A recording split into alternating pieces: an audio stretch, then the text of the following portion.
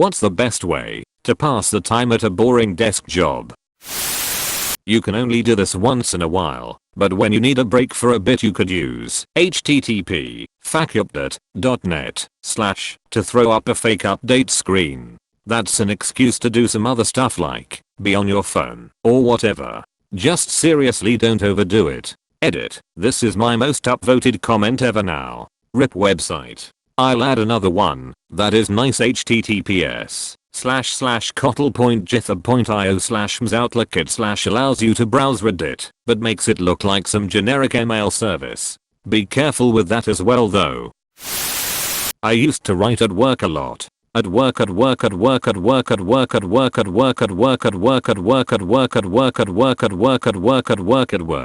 I'm already tired of it. I can see why you stopped. Read. I had a very boring job about 7 years ago, where I got my entire day's worth of work done in the first hour. So I downloaded the Kindle app for PC and read the entire Song of Ice and Fire series. Easy to click out of if someone comes up to you and doesn't really look like anything but a PDF of text. Use Alt+Tab to change quickly to a new window. I always keep ML or an Excel doc behind what I'm really doing, so I can switch back to that. Eavesdropping. See how far can you listen when you focus? Bit off topic, but when I first got some noise cancelling headphones I took them on a flight. They were only in earbuds, but they were great at cancelling out the background/engine noises on a plane, so even without music or anything playing, it's nice to just have them on. The fun thing is that people are talking louder than normal to get over that background noise, so you can quite often hear conversations from farther away, even people who are talking to a partner sat right next to them. Also no one suspects you're eavesdropping because you're wearing headphones. Work on your personal projects, just don't let your company find out, because it probably says in your contract that anything you make during work time belongs to them. Does my employer own my comments and my karma? I'm not sure it's the best way, but I open and close Reddit 87 times a day. Look at Reddit on phone. Lock phone. Try to go back to work. Open Reddit in browser. Close browser. Try to go back to work. Open Reddit on phone.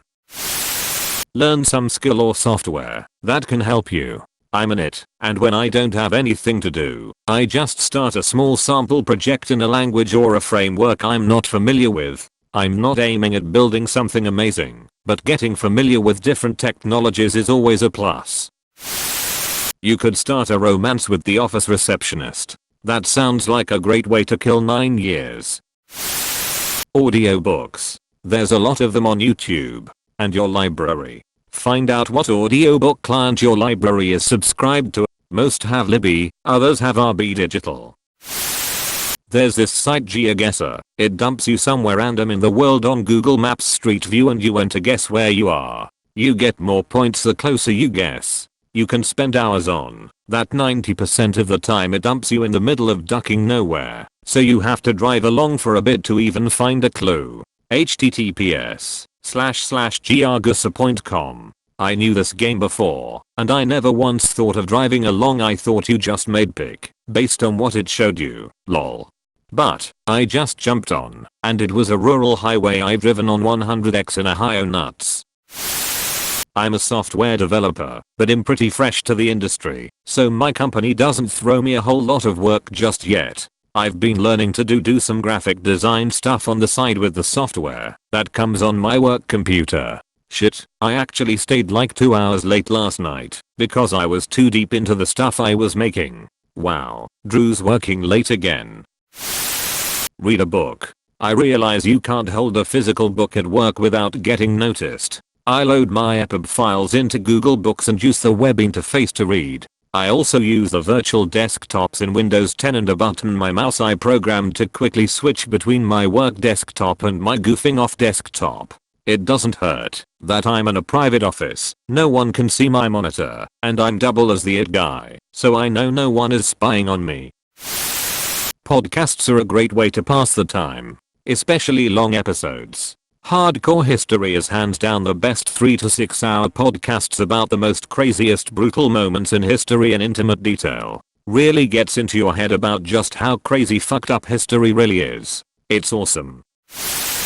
Depends. I'm basically at a desk job that is in the middle of a hardware store. My computer has no speakers, so videos are worthless. Finding interesting things to read on the internet is fun, or just finding funny subreddits or interesting things on here is about as good as it gets. Can you plug in some earbuds? I personally keep a coloring book on slow days. Was not super into the whole coloring idea until I started working at this one call center. Everyone there colored, and the company would even hand out coloring pages on slow days. Ended up getting a little too into it though, and now have about $300 worth of high quality colored pencils and markers*. Teach yourself to do crazy stuff in Excel. I taught myself how to do crazy stuff in Excel. My last job was in purchasing, and we used a lot of spreadsheets. I started out learning formulas to do things quicker. Then I moved to more in-depth formulas like VLOOKUP, then index match. I would just look at a process that I was doing in Excel, wonder if it could be done quicker or automatically, then Google how to do it. Eventually this led to automating things in Excel using VBA. I have literally no background in technology, but it wasn't hard to figure out.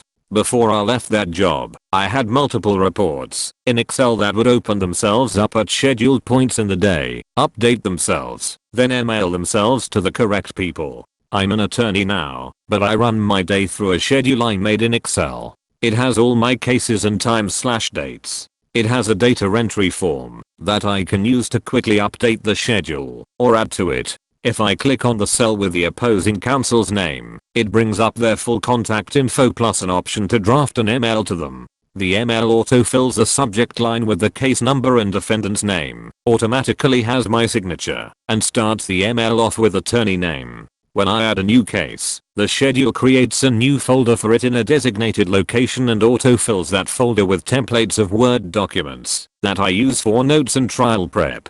If I click on the cell with the next hearing's date, it pulls up a little calendar with that date circled and tells me how many work days I have to prepare. It also tracks how my cases are resolved. I'm working on that today, actually. The goal is to be able to click a button and get a report that breaks down cases by outcome, judge, opposing attorney, and crime. Then I can use it to look for places I need improvement. Edit. To clear up some confusion, we do have case management software, and I do use it religiously. But when I started, I was bouncing between that software, physical calendars, Emerald calendars in Excel, physical notes on legal pad/sticky notes, business cards, etc. It was a pain in the ass, so I made this as a kind of hub to keep me organized. It basically shows me what cases need worked on in the management software, and when that work needs done. And it organizes it all in chronological order, while giving me a centralized area that has quick access to things like my notes or contact information. As far as learning how to do things in Excel, I found that you will almost always learn more and retain information better if you have a goal in mind. If you go into this wanting to learn how to automate a weekly sales forecast, it will be so much easier than if you go in just wanting to know more about Excel in general. I'm trying to reply to comments and questions, but there are a lot. I'm not great at explaining how things work, because I'm still learning. But seriously, if I can figure this out, anyone can. I drink a lot of water. I walk to the water cooler constantly, and to the bathroom just as often. The best part, it's good for you. I do this too, and take the long way, i.e. go to another floor's bathroom, do a couple laps around the office. Send inflammatory emails to addresses picked at random from the company directory. Will it be a superior? A subordinate? That suspicious looking guy with the nervous tick whom everyone suspected of bringing a hooker to the holiday party? What repercussions could you expect? Will Deborah file another sexual harassment lawsuit? Will Dan go on another break room bender? Will you be fired for inappropriate behavior? Promoted for being just the right amount of crazy? Regardless of what happens, you'll be in for an adventure, and what's more, you'll get some exercise out of it too. Granted, it won't do much if you're trying to bulk up, but it's a great way to get your heart going. Get good at chess, 3 or more days per move, so you can walk away from the app. The rules never change, and tactics puzzles are the way to go. Listen to great literature/minds. Most, if not all, public domain books are posted on YouTube. Listen at 2x speed for bonus points. Find new music. Spotify's radio feature is great for this because it allows you to find tracks by similar artists, songs, albums, etc. Practice meditation. Concentration and mindfulness are skills that need to be actively developed. Learn new skills. YouTube is indispensable for learning coding, new languages, and anything under the sun. Start with things you imagined would be interesting as a kid. Better yourself. You spend most of your waking life at work, and you'll never achieve happiness by twiddling your thumbs. When all else fails, browse Reddit, edit, hire Edit.